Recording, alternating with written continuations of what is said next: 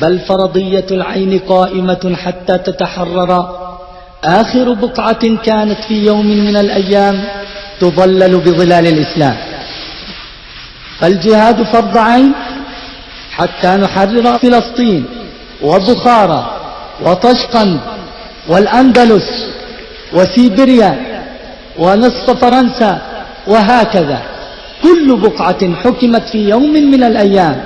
بالإسلام يبقى الجهاد فرض عين حتى نستنقذها مرة أخرى. فإذا كنا نعلم أن الاتحاد السوفياتي مثلا مساحته 14 مليون كيلومتر مربع، و80% من 14 مليون كيلومتر مربع